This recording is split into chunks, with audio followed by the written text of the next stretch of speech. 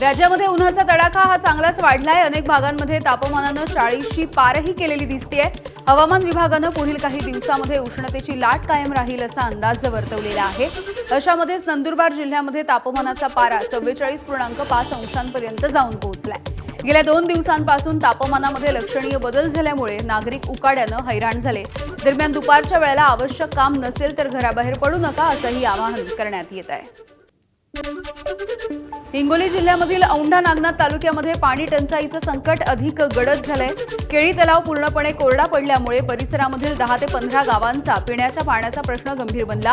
तर या तलावावरती अवलंबून असलेल्या शेतकऱ्यांसमोरही मोठं संकट उभं ठाकलंय। दरम्यान सिद्धेश्वर धरणामधून तात्काळ पाणी सोडावं या मागणीसाठी नागरिकांनी पाटबंधारे विभागाच्या कालव्यामध्ये उतरून जलसमाधी आंदोलन केलेलं आहे। यावेळेला आश्वासन नको पण पाणी द्या अशा घोषणांनी परिसर दणाणून गेला।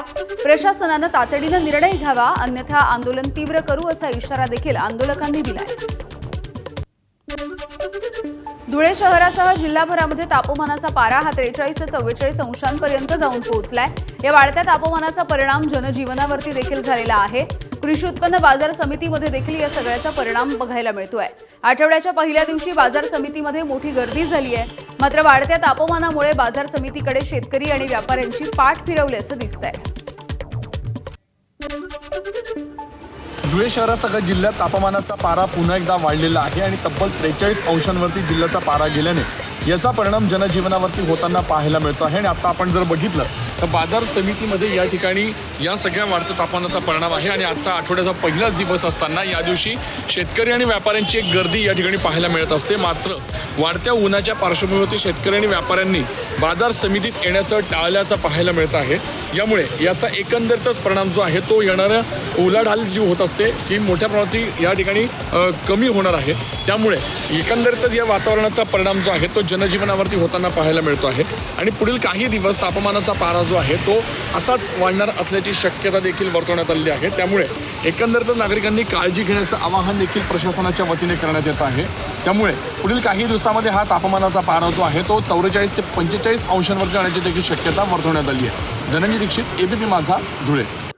हिंगोली जिल्ह्यामध्ये उन्हाचा तडाखा हा दिवसेंदिवस वाढतोय। जिल्ह्यामध्ये तापमानाचा पारा 42 अंशांपर्यंत जाऊन पोहोचल्यामुळे ऊसाच्या पिकाला जोरदार याचा फटका बसलाय।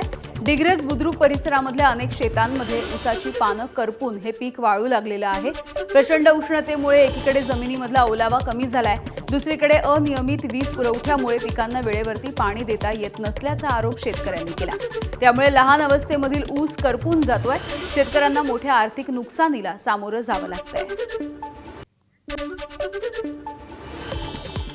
मी सध्या कळमनुरी तालुक्यातील डिग्रस बुद्रुक नावाच्या गावाच्या शेतशिवारामध्ये आहे आणि आपण या ठिकाणी बघताय हे ऊसाचं पीक आहे आणि ऊसाचं पीक पूर्णपणे या ठिकाणी होरपळल्याचं आपल्या या ठिकाणी पाहायला मिळते। आपण या ठिकाणी बघताय हे ऊसाचं पीक लागवड केलेलं आहे काही दिवसापूर्वी आणि त्यापूर्वीच जिल्ह्यामध्ये वाढत असलेलं तापमान आणि विजेच्या लपंडावामुळे ऊसाचं पीक पूर्णपणे होरपळून गेलं आहे।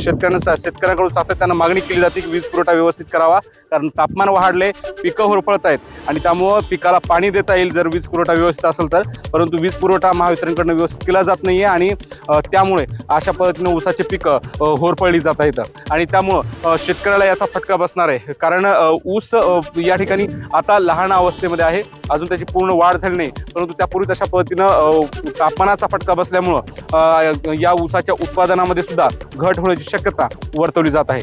माधव दिपके, एबीपी माझा, हिंगोली। एबीपी माझा, उघडा डोळे बघा नीट।